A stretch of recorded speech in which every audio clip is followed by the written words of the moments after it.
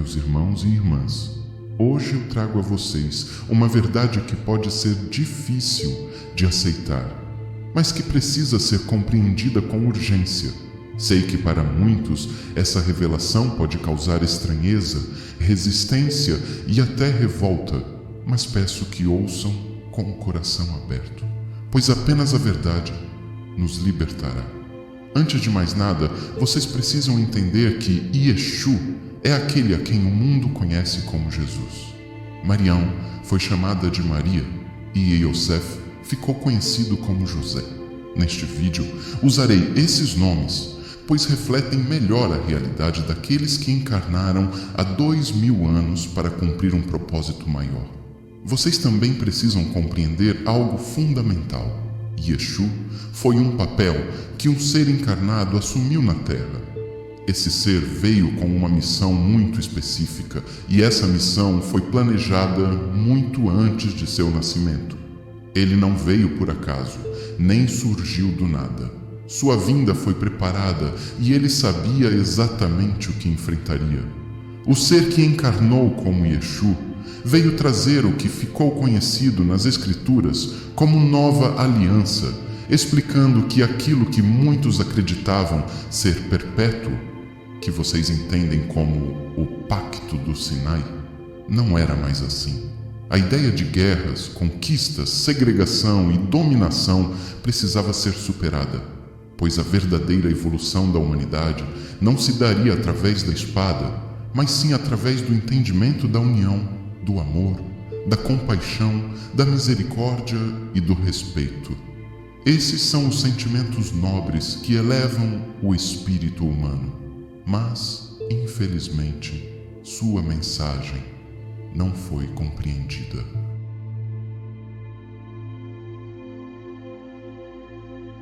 Muitos ainda acreditam na falsa ideia de que Yeshu era um homem comum, um simples carpinteiro, um humilde e semi-analfabeto cidadão galileu. Mas isso não é verdade. Ele provinha de uma família nobre, não no sentido de riqueza material, mas de sabedoria. Sua família tinha origem nos essênios, um povo que possuía um conhecimento espiritual muito mais profundo do que qualquer outra cultura da época. A própria ciência humana contemporânea, através de estudos do sudário de Turim, tem chegado a conclusões de que o homem retratado ali não corresponde ao estereótipo da época. Enquanto os homens da Galileia daquele tempo eram geralmente baixos, com cerca de 1,55 m a 1,65 m, o homem do sudário tinha mais de 1,80 m de altura, além de um porte físico robusto e forte, muito diferente do que se esperaria de um judeu daquela época. Isso reforça a singularidade de Yeshu, que não apenas era diferente em sua essência, mas também em sua forma física. Isso se deu porque Yeshu era um ser de linhagem híbrida. E não falo apenas do homem Yeshu, apesar de seu corpo físico de fato não ser um corpo comum, mas do ser que estava encarnado nele. Ele é um híbrido Anunnaki, com ancestralidade siriana, ou seja, de linhagem felina Elohim. Essa é uma verdade que precisa ser compreendida pela humanidade. A sua origem transcendia as limitações genéticas da Terra e sua presença aqui foi cuidadosamente planejada para trazer um impacto profundo na evolução da consciência humana. Seu corpo físico já era um reflexo de sua essência espiritual, e sua missão foi guiada por essa conexão com os povos estelares que o precederam.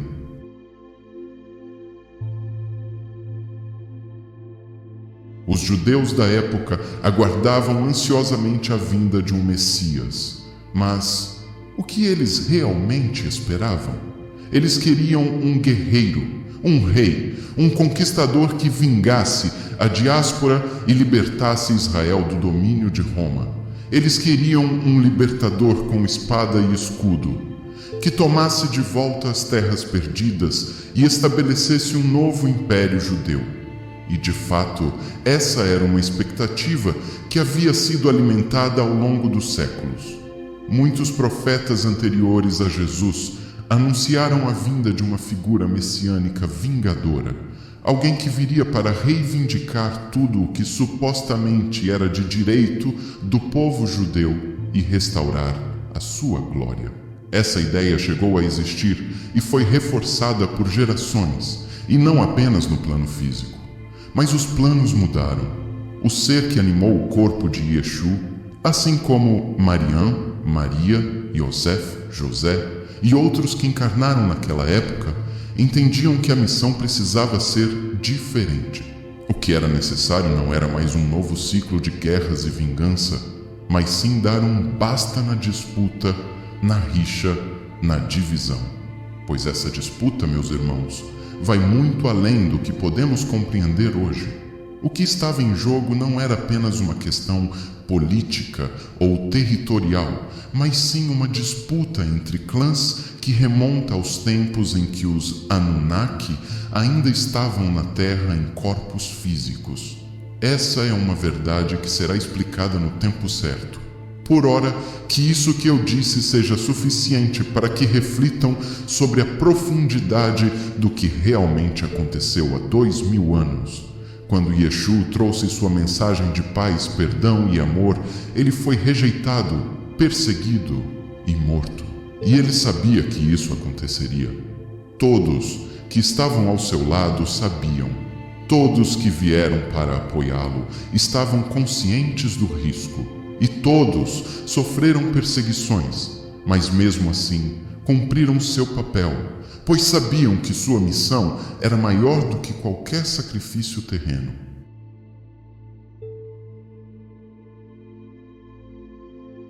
Aqui, meus irmãos e irmãs, é preciso desfazer uma das maiores mentiras que já contaram para vocês. A ideia de que Deus sacrificou seu Filho para redimir os pecados da humanidade é um engodo. Isso nunca existiu. O sacrifício de Jesus não foi um plano divino para limpar pecados, mas sim uma consequência do papel que ele veio cumprir. A Igreja de Roma, que mais tarde tomou posse da narrativa e usou a história de Jesus para alicerçar seu império. Foram eles que decidiram dizer que ele foi crucificado para salvar a humanidade do pecado original e colocaram-no num patamar inalcançável de Filho de Deus. Mas isso não é verdade.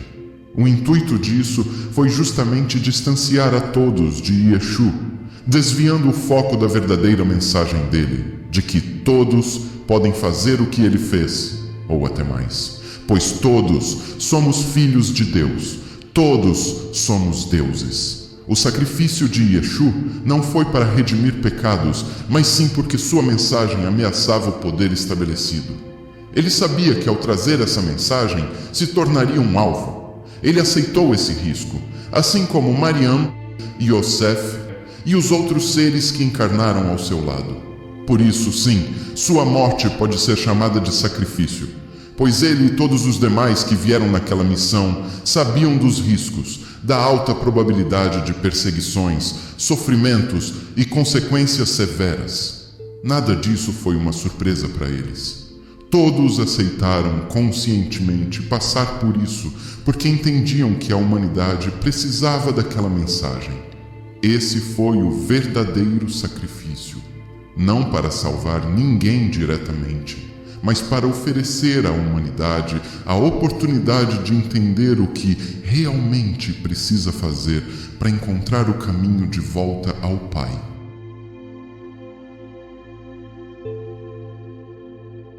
E agora, meus irmãos, chegamos a um ponto muito importante. O que aconteceu com Yeshua após sua crucificação?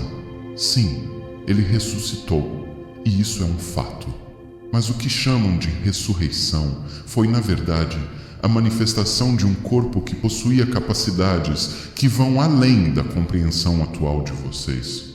O corpo físico de Yeshua não era um corpo comum, pois ele carregava características além das da humanidade daquela época. E até hoje isso é algo extremamente incomum. E por isso foi capaz de se reconstituir, manifestando-se novamente aos seus discípulos. Mas essa ressurreição não significa que ele permaneceu como Jesus depois disso. Explico. A verdade, meus irmãos e irmãs, é que seu papel como Jesus se encerrou ali. A sua missão na terra foi cumprida e ele retornou ao Pai como ele mesmo disse. Isso significa que o personagem Yeshua, o homem que caminhou entre vocês há 2000 anos, não existe mais. O que restou, o que seguiu adiante, foi o ser que o animou. E aqui está um dos maiores equívocos da humanidade.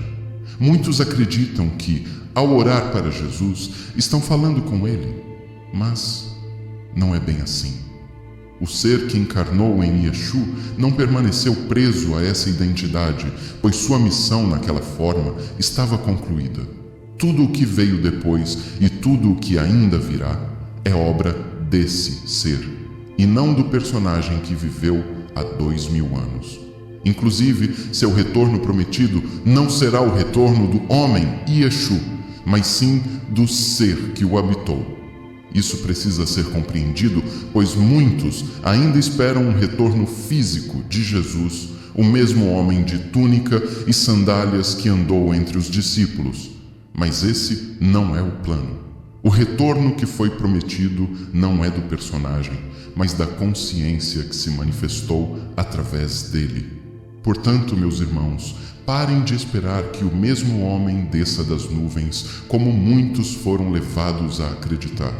O verdadeiro retorno será de outra forma, e para reconhecê-lo, será preciso enxergar além da ilusão.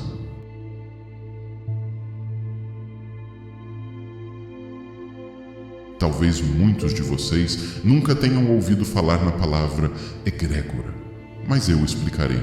Egrégora é uma energia coletiva formada pelo pensamento, intenção e devoção de muitas pessoas. Quando muitas mentes focam em uma mesma ideia, cria-se uma egrégora, uma forma-pensamento que ganha força própria.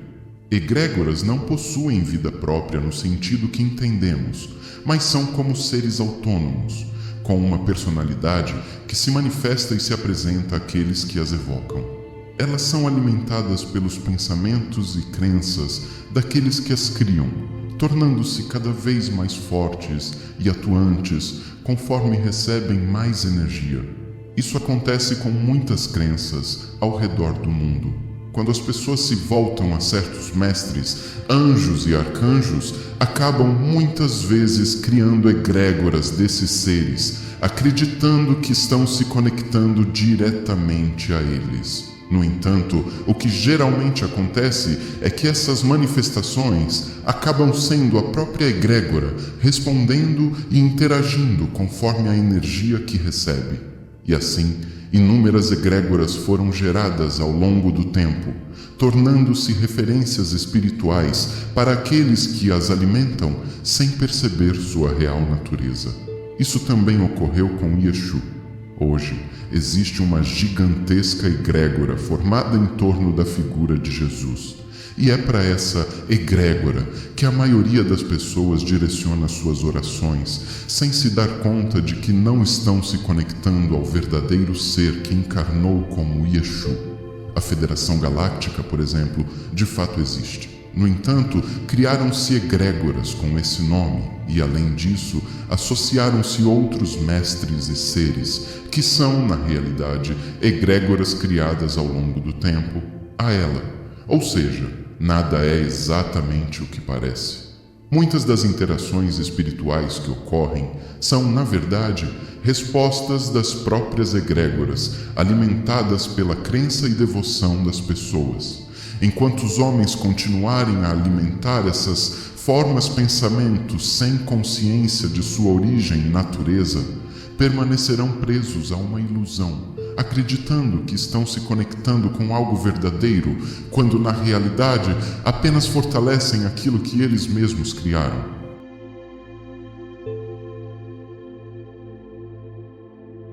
Queridos irmãos e irmãs, sei que tudo isso pode ser difícil de aceitar, mas eu preciso dizer a verdade. Quando Yeshua disse, "Eu sou o caminho, a verdade e a vida", o que ele quis dizer? Ele não estava se colocando como um intermediário ou como um ser a ser adorado. Ele estava ensinando que Deus estava dentro dele, assim como está dentro de cada um de nós. Ele veio para mostrar que o caminho está dentro de nós, que a verdade está dentro de nós, que a vida está dentro de nós. Não há intermediários, não há sacrifícios externos que nos conectem ao Pai. O único sacrifício que realmente precisamos fazer é o sacrifício do ego, dos nossos vícios, das nossas ilusões. Essa é a verdadeira mensagem de Yeshua. E essa é a verdade que foi distorcida e escondida por tanto tempo. Mas eu não estou aqui para dizer que esta ou aquela religião está errada ou certa. Cada um deve seguir aquilo que seu coração diz, pois é lá, no coração, que reside o Pai que está dentro de nós. E o Pai nunca nos engana. No entanto, todos precisam ter ciência de que não é através de religião alguma que encontraremos o caminho de volta ao Pai. Não será através de dogmas, de templos, de rituais criados pelos homens que nos reconectaremos com Ele. O único caminho é nos voltarmos para dentro de nós mesmos e realizarmos de uma vez por todas nossa reforma íntima, pois o verdadeiro templo do Pai não é uma construção de pedra e madeira. O verdadeiro templo dele é nosso próprio corpo, e é dentro desse templo, no mais profundo do nosso ser, que encontraremos o que sempre buscamos. Yeshua veio nos dizer isso há 2000 anos, mas não foi compreendido. É chegada a hora de alcançarmos definitivamente esse entendimento. É chegada a hora de assumirmos nossa responsabilidade, de encararmos de frente o que temos que fazer. Não há mais tempo para distrações, não há mais tempo a perder. Que cada um de vocês busque dentro de si a verdade que liberta, pois o tempo da ilusão está chegando ao fim. E somente aqueles que ouvirem a voz do Pai em seu coração reconhecerão o caminho de volta para casa. Me despeço por agora, mas retornarei em breve com mais ensinamentos. Que a luz da consciência brilhe sobre todos vocês. Até a próxima mensagem.